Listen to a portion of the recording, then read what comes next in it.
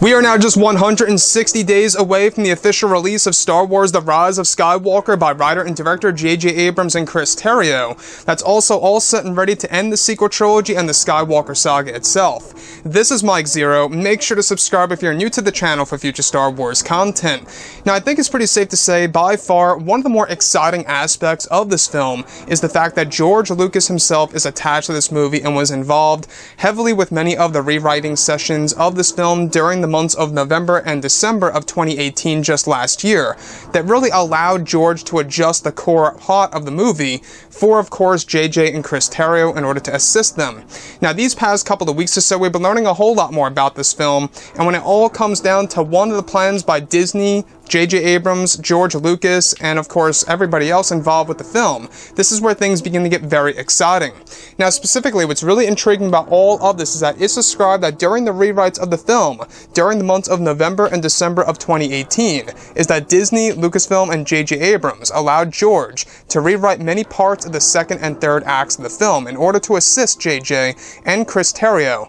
It's described that George Lucas was the one responsible to rewrite many elements of the Beyond and how it would be utilized in the film, as well as giving Luke Skywalker more flashback scenes in the film than originally intended. Additionally, it's described that George Lucas directed an entire scene of one of the flash fights that take place on the world of Tatooine between both Rey and Kylo Ren, that is said to have been shot in IMAX by George Lucas when he directed the scene, and that he recreated the binary sunset sequence to give it a new and vivid design. It's also described that George was the one responsible for including the power of resurrection for one of the major legacy characters, as well as one of the major sequel trilogy characters in the third act of Episode 9, that is said to take fans by surprise in ways they would never imagine. So let's go over a couple of parts about this. Now, we do know that George Lucas was very much needed by Disney and Lucasfilm during those big months of November and December of 2018, where a lot of the rewrites took place for many of the different reshoots and some of the other things that were actually planned for just normal filming. And by the way, reshoots are extended now all the way until September of this year, where they aim to complete the movie by October of 2019 this year. So what's really exciting about this is that George Lucas was involved in the concept of resurrection being introduced in Episode 9 for two characters in the movie, one of which is going to be a legacy character, the other of which is going to be a sequel trilogy-based character, which could either mean it's going to be Palpatine and Kylo Ren, or maybe even Luke and Palpatine, etc., etc. Now, the other piece that I do want to go over is how George Lucas was the one responsible for including many of the different elements of the flash fights. In fact, he directed one of the scenes that included both Rey and Kylo Ren fighting on the world of Tatooine, and that George Lucas created a new design for the binary sunset to make it more vivid in design itself.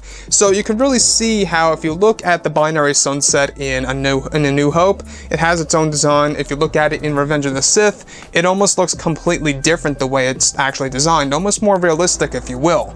And now George Lucas is doing something completely different with the binary sunset in Episode 9 to give it a unique look for The Rise of Skywalker, which honestly I think is a great move by George Lucas himself.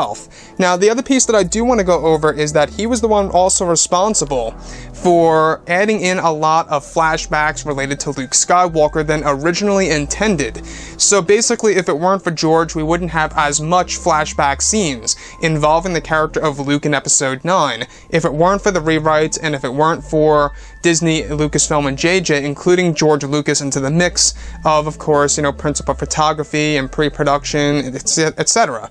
It really is a big deal for George. We do know that, he also wanted to come on board to really wrap up the entire Skywalker saga in an authentic way, to make an authentic Star Wars movie. And at the end of the day, this movie is very important to the Star Wars fans around the world, and of course the Disney and Lucasfilm as companies. This movie really does determine the future of the Star Wars franchise and where things are really going to stand once this movie releases, and how it's going to resonate with the Star Wars fans. So George Lucas overall, I will say, I have a feeling that Disney and Lucasfilm got him on board as an act of desperation. I'm not quite sure if it's really a genuine thing that they did for the fans. I think that it's more around the lines of them trying to get George in order to offer them guidance and offer them, I guess you could say, a vivid vision of what a Star Wars movie should really be like, or what it should actually be like for certain elements within the script by J.J. Abrams, at least, right?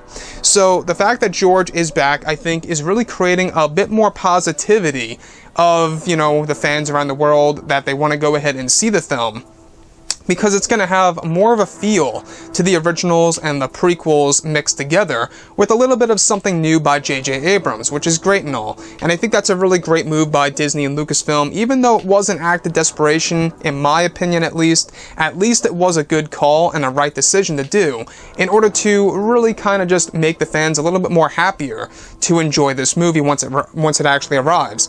Anyways, guys, drop a comment below. Let me know what you think about all of this in the comments. And if you guys did enjoy the content for today, do make sure to drop a thumbs up on this video to support the channel. I thank you all so very much for the kind support, and I'll catch you guys next time.